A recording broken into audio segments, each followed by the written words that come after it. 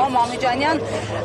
հայ առաքելական եկեղեցու թիրախավորման անդրադառնալով իշխանությունների, սա եթե դիտարկենք նախորդին Ստամբուլյան օրակարգերի համատեքստում, ուղիղ փոխկապակցվածություն տեսնում եք, նույն շղթայի մի օղակ է սա, թե սա այլ գործընթաց է։ Անհնար է փոխկապակցվածություն չտեսնել։ Շաբաթներ առաջ Փաշազադեն հայտարարեց, որ Էջմիածինը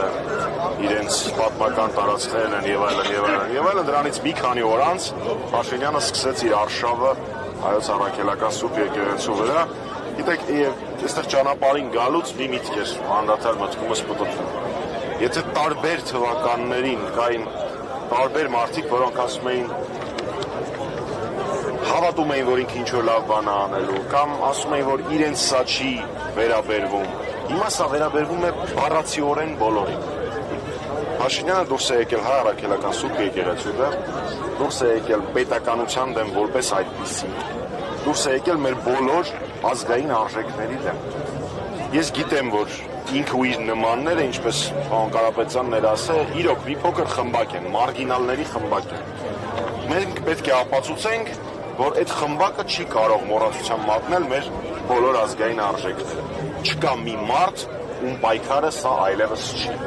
Կարծում եմ դա կունենա իր հետևանքները։ Մամիջանյան, գալով նորից Ստամբուլյան օրակարգերին չկախնաձերծվեց կամ այո, վերջին Եվ խնդրեմ պարզաբանեք, արդյոք սա ինչ-որ կոնկրետ հետևանքներ կունենա Հայաստանի Հանրապետության համար, ինչ պայմանավորվածությունների մասին է հնարավոր, որ խոսք է գնացել այնտեղ հանդիպման։ Տեսեք, մի քանի ամիս առաջ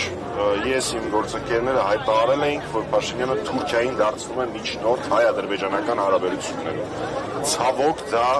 արդեն իրականություն է ու տեսանելի է բոլորի համար։ Տվյալներ այս պահին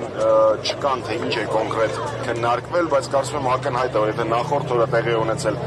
Թուրքիայի նախագահի եւ Ալիևի հանդիպումը, իսկ հաջորդ օրը Փաշինյանի եւ Թուրքիայի նախագահի հանդիպումը, ապա Թուրքիան արդեն իսկ ստանձել է միջնորդական առաքելություն։ Հարց համար 1. Վերանալով նույնիսկ մի պահ չքննարկելով, թե ինչ են պայմանավորվածությունները, մեզ ձեռ է տալիս, որ Թուրքիան լինի Հայաստանի եւ Ադրբեջանի միջև հարաբերությունների կարգավորման միջնորդ։ Զուտ այդ փաստի հետ ինչ-որ մեկը հաշտ է։ Ասում են այլընտրանք չունենք։ Այլընտրանք կային բազմաթիվ այլընտրանքներ, դրանցից մեկը գոյություն ունեցող Մինսկի խումբն է։ Իրավականորեն միջազգային իրավունքի կողմից ճանաչված միջազգային միավոր, վերպետական միավոր։ Հաջորդ հարցը, որը մենք ուզենք չուզենք, մեզ պիտի տանք։ Իսկ ինչ զիջումների է գնացել Ալիևը երեք չառաջի օրը Թուրքիայում։ Ըստ մամուլում շրջանառող տեղեկությունների պայմաններից մեկը եղել է շարունակել եւ ավարտին հասցնել եկեղեցու դեմ արշավը, հրաժարվել Հայաստանում ռուսական ռազմաբազայից, որը մեր անվտանգային ճարտարապետության կարևորագույն ետևից մեկն է, սահմանադրությունը անել ավելի ուշ եւ դիմել Մինսկի խմբի լուծարման համար։ Չեմ խոսում արդեն մնացած բոլոր զիջումների մասին, որոնք հողի վրա Փաշինյանը կանի այսպես կոչված սահմանազատման գործընթացով։ Այնպես որ ես մեր քաղաքացիներին շատ խնդրում եմ չենթարկվել Փաշինյանի ստեղծած մետա ճշմարտություններին, սթափ իրական գնահատել գործընթացները եւ գիտակցել, որ այս պահին հայ-ադրբեջանական հարաբերություններին միջնորդը եւ Փաշինյանի իշխանության պահպանման երաշխավորը Թուրքիան է։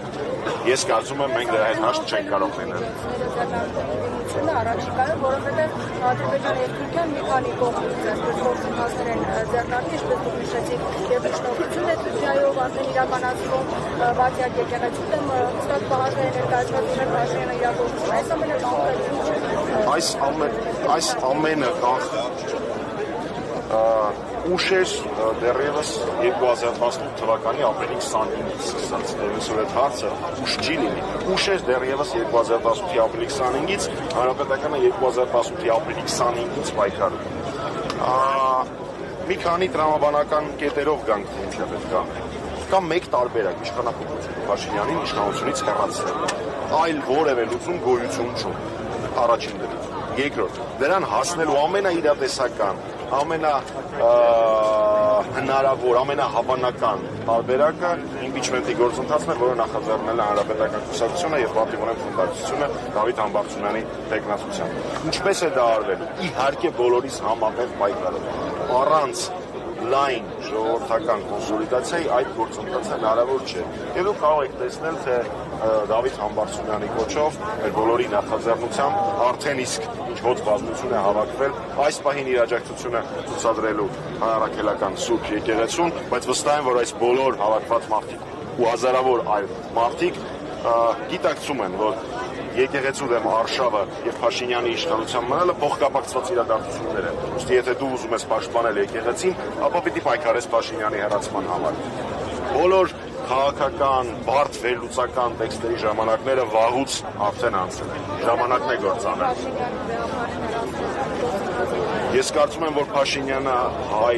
պատմության մեջ շատ փոքր, բազմաթիվ մելիք ֆրանգյուլներից մեկն է ընդամենը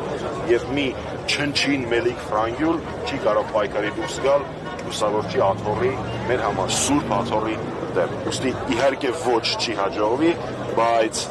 այդ պաշտպանությունը, սուրբ աթոռի պաշտպանությունը պիտի իրականացվի նաեւ մեր ձեռով։ Շնորհակալ եմ։